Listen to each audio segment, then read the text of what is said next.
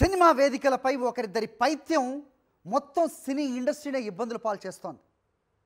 Cinema ఫంక్షన్లకు వచ్చి ఉద్దేశపూర్వకంగా ఒక రాజకీయ పార్టీని అదే పనిగా టార్గెట్ చేయటం ఈ మధ్య పరిపాటిగా మారింది. సినీ ఇండస్ట్రీలో ఆ కోటరీని మెప్పించి ఇటు సినిమాల్లో అటు రాజకీయాల్లో లబ్ధి పొందాలని చూసే కొందరు పైత్యంగాళ్ళు ఇష్టానుసారంగా రెచ్చిపోతున్నారు. లైలా ఈవెంట్లో ఒక గొర్రె ప్రదర్శించిన పైత్యం ఇదే. ఈ వ్యవహారం చినికి చినికి గాలివాన్గా మారి బాయ్కాట్ లైలా అనేంతవరకు వచ్చింది. ఈ హ్యాష్ ట్యాగ్తో దద్దరిల్లిపోయింది సోషల్ మీడియా. ఆ వెగటు కమెడియన్ వెర్రి వాగుడుతో మరోసారి ఇండస్ట్రీలో పెద్ద చర్చ మొదలైంది. అసలు సినిమాను రాజకీయాలను వేరువేరుగా ఎందుకు చూడలేకపోతున్నారు? ఈ విష సంస్కృతికి బీజం పోసింది ఎవరు? పృథ్వీ లాంటి వెగటు కమెడియన్లను అలా మాట్లాడమని ప్రోత్సహిస్తున్నది ఎవరు?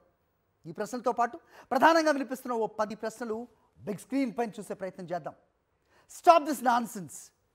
సినిమా వేదికలపై అసందర్భ రాజకీయ ప్రేలాపనలు దేనికి? ఎవరి నోటి దురదకు ఎవరు తీవ్రంగా నష్టపోతున్నారు?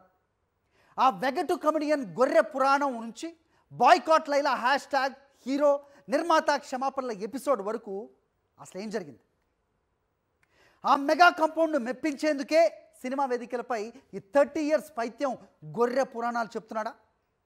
నాటి రిపబ్లిక్ సినిమా మొదలుకొని రీసెంట్ ఈవెంట్ వరకు, ఈ లైలా మూవీ ఈవెంట్ వరకు సినిమా వేదికలపై రాజకీయ విమర్శలు చేస్తున్న అసలు గొర్రెలు ఎవరు?